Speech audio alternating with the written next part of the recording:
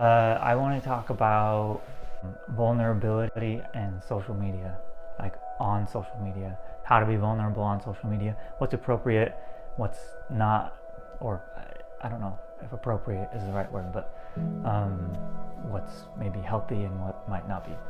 I'm a huge supporter of vulnerability in life because I think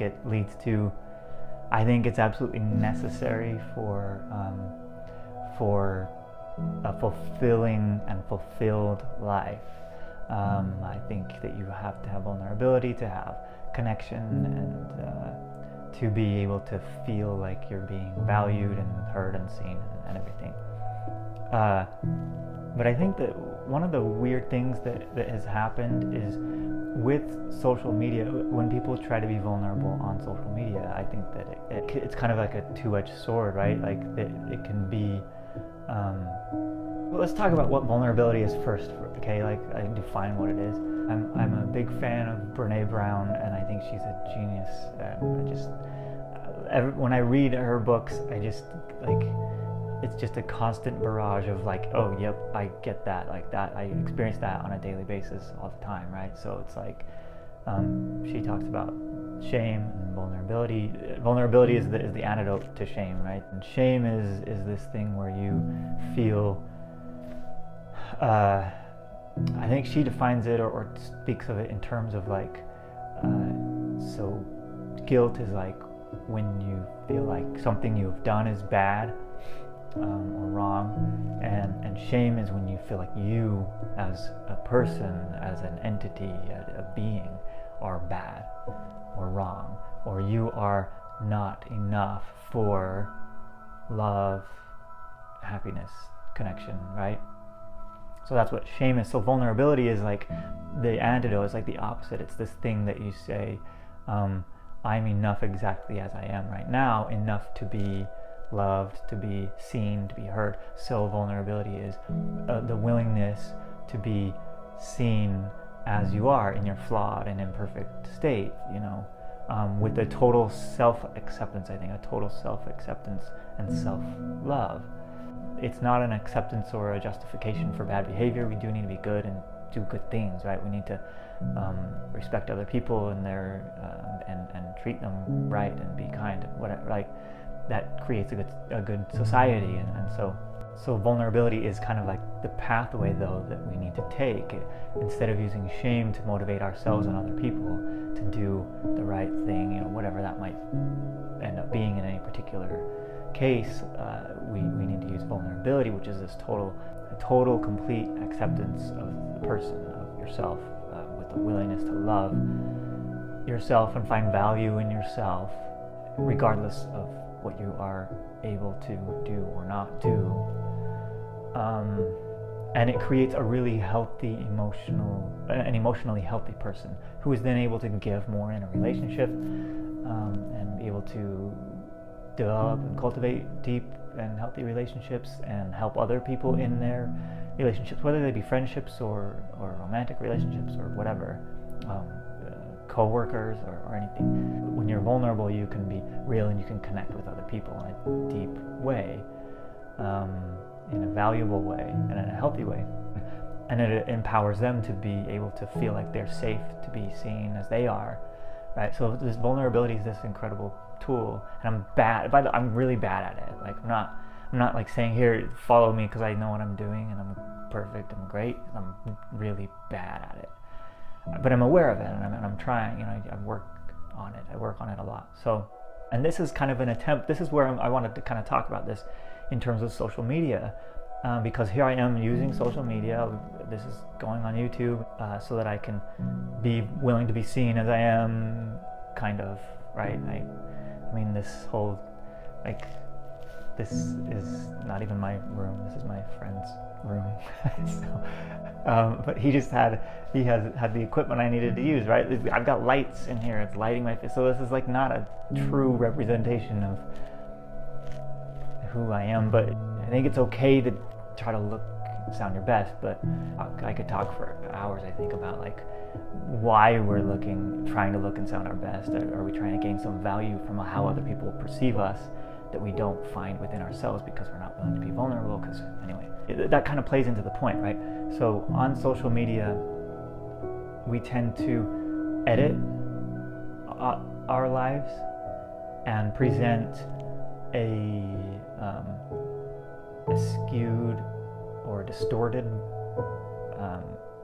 presentation of who we are, whether that be on Instagram and all the filters we use, or the different angles and lighting, and how many different takes it took to take the perfect picture of the food at our restaurant, whatever, like the selfie or the bathroom selfie, whatever. Like a lot of times, like it's embarrassing to know how many times it took me to take that shot that you end up putting on Instagram. How many different rewrites did your tweet go through before you ended up posting it?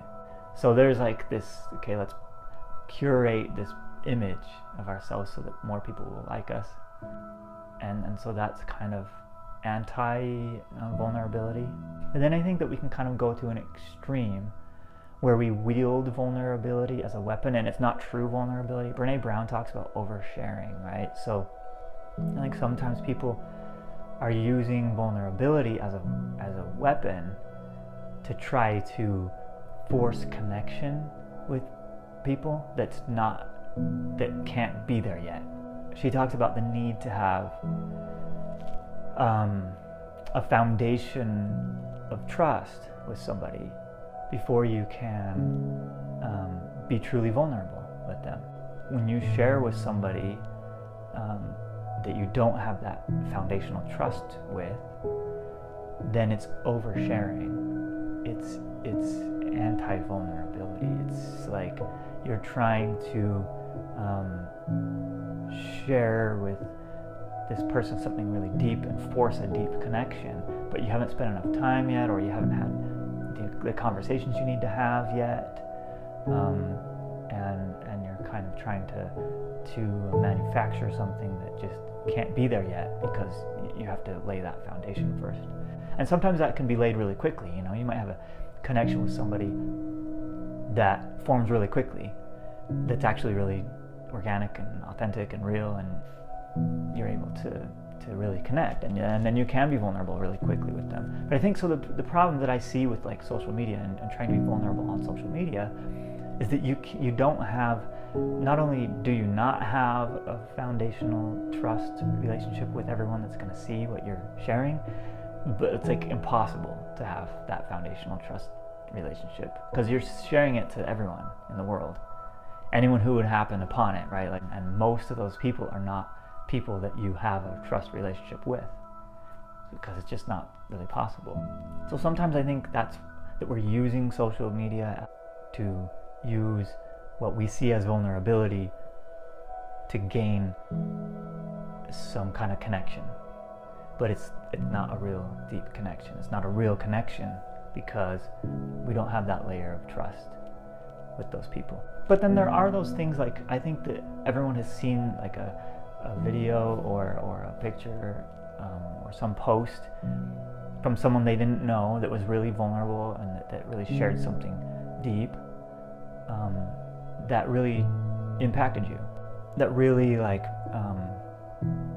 touched you emotionally in a way that made you feel a connection to this person who you don't even know, and I think that can be a really good thing. I guess it's just my point is, I don't really know what my point is here other than to like talk about some of my thoughts about how vulnerability works and what are some of the challenges we might face using it on social media platforms. So I'm going to be sharing a lot about just some of my thoughts and experiences and whatever, right? And so I want to try to find a way to be authentic and vulnerable without oversharing, right? So without, like, I really value my privacy. I'm a pretty private person. I value my secrets, if you will, for lack of a better term. Like, if I share something with someone, like, you can bet that that I've thought about it that I mean, share something like vulnerable. I share something that's important to me, that's really scary or exciting, like whatever. Like I value that person and I trust that person. Like I'm pretty thoughtful about who I share those things with. But I think that in a way I can be over thoughtful, right? Like I can think about it too much and not be vulnerable enough. So this is kind of like this experiment to like push those boundaries, my own boundaries, about how do I be vulnerable on social media or in general without oversharing. So there you go. Have a great day.